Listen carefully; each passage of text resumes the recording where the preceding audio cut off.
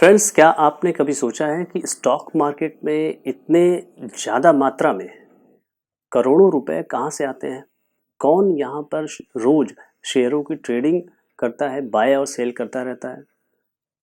तो आज इस वीडियो में हम लोग इसी प्रश्न का जवाब खोजने की कोशिश करेंगे कि स्टॉक मार्केट में, शेयर मार्केट के जो पार्टिसिपेंट्स हैं, उसमें भाग लेने वाले लोग आखिर हैं कौन? Hello friends, I am Brijesh. I welcome to my channel management redesign learn to win.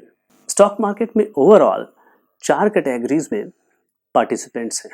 ये 4 कैटेगरीज हैं: retail investors, domestic institutional investors, foreign institutional investors और एनआरआईज यानी नॉन रेजिडेंट इंडियंस। आइए इनको वन बाय वन देखते हैं। रिटेल इन्वेस्टर्स वो होते हैं जिनकी इन्वेस्टमेंट की जो साइज होती है वो कम होती है और उनके पास लिमिटेड फंड्स होते हैं। रिटेल इन्वेस्टर्स जैसे देश की जनता, उसके पास जो सेविंग होती है वो शेयर मार्केट में वो लगाती है, और भी जगह वो लगाती है, तो कुछ पैसा वो शेयर मार्केट में भी लगाती है। रिटेल इन्वेस्टर्स ब्रोकर के थ्रू शेयर मार्केट में इन्वेस्ट करते हैं। उनके इन्वेस्टमेंट डिसीजंस जो है वो फाइनेंशियल एडवाइजर्स या ब्रोकर्स के थ्रू ही होते हैं। तो ये एक कैटेगरी होती है। इनका शेयर मार्केट पे प्रभाव कम से कम होता है और ये लॉन्ग टर्म इन्वेस्टर्स ही होते हैं। ये म्यूचुअल फंड्स के थ्रू भी इन्वेस्ट करते हैं और डायरेक्ट भी करते हैं। रिटेल इन्वेस्टर्स शेयर मार्केट की तरफ क्यों आते हैं? वो इसलिए आते हैं क्योंकि इन्हें लॉन्ग टर्म में कैपिटल एप्रिसिएशन चाहिए होता है, इसलिए ये शेयर मार्केट की तरफ रुख करते हैं। दूसरी कैटेगरी है डोमेस्टिक इंस्टीट्यूशनल इन्वेस्टर्स की, घरेलू संस्थागत निवेशक। घरेलू संस्थागत निवेशक, इनको शॉर्ट फॉर्म में DII बोलते हैं। DIIs वे कंपनियां होती हैं जो ज़्यादातर जनता से पैसे इकट्ठा करती हैं और उसे किसी न किसी इन्वेस्टमेंट ऑब्जेक्टिव के अंतर्गत इन्वेस्ट करती हैं। अब DII की भी कैटेगरीज हैं, इसको वन बाय वन देखते हैं। DII में जो सबसे पहली कैटेगरी है वो है इंश्योरेंस कंपनियों की। भारत की इंश्योरेंस की जो कंपनियां हैं वो जनता से बड़ी मात्रा में पैसा इकट्ठा करती हैं और जनता इनसे पॉलिसी लेती है, और पॉलिसी की अवधि जो होती है, जो ड्यूरेशन होती है, वो काफ़ी लंबी होती है। 10 साल, 15 साल, 20 साल की पॉलिसी होती है।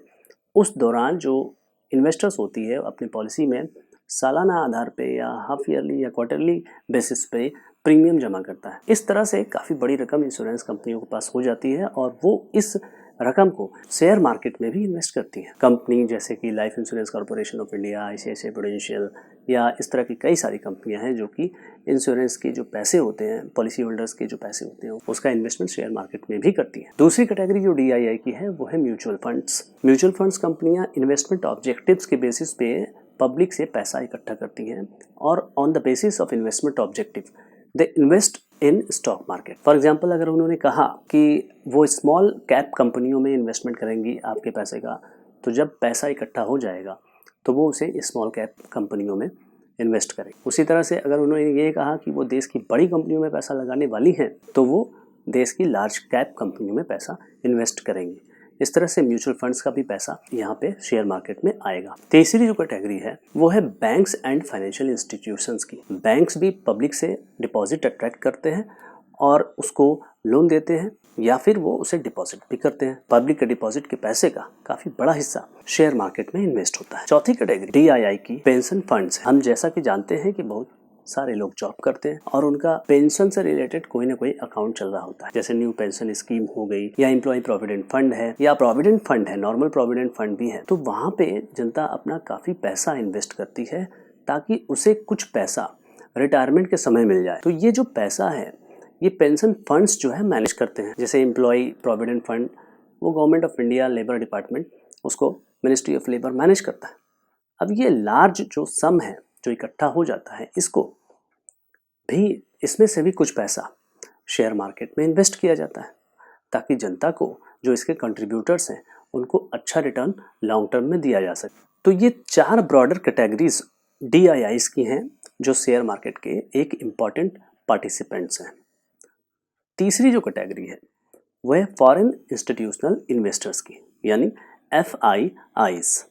फॉरेन इंस्टीट्यूशनल इन्वेस्टर्स जो हैं वो इंडिया में रजिस्टर्ड नहीं होते, यानी इनका रजिस्ट्रेशन एज अ कंपनी, जो ये एक कॉरपोरेट बॉडी है, इनका रजिस्ट्रेशन भारत के बाहर का है, बट ये भारत के शेयर मार्केट में इन्वेस्ट करते हैं।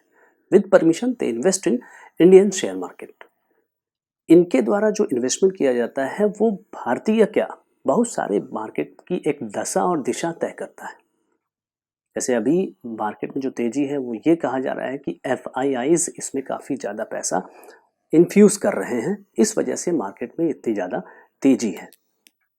तो FIIs का जो पैसा होता है एक बड़ा रकम होता है जो कि हमारे देश में आ रहा है और काफ़ी दिनों से आ रहा है। तो ये एक कैटेगरी हुई जो कि मार्केट का एक बड़ा और डोमिनेंट पार्टिसिपेंट्स है। लास्ट जो कैटेगरी है वो है NRIs की, यानी कि नॉन रेसिडेंट इंडियंस।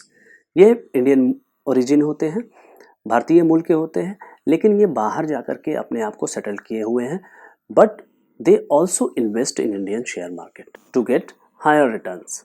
तो इस तरह से 4 कैटेगरीज के पार्टिसिपेंट्स हैं जो शेयर मार्केट में हिस्सा लेते हैं: retail investors, DIIs, FIIs and NRIs। इन लोगों का ही पैसा शेयर मार्केट में आता है और शेयर मार्केट की जो डायरेक्शन है, अप होगा या डाउन होगा, उसको वो तय करता है। तो ओवरऑल एक साथ जब ये चारों कैटेगरी किसी एक तरफ सोच लेती है तो मार्केट का जो सेंटिमेंट है, जिसको हम लोग बोलते हैं, वो काम करने लगता है।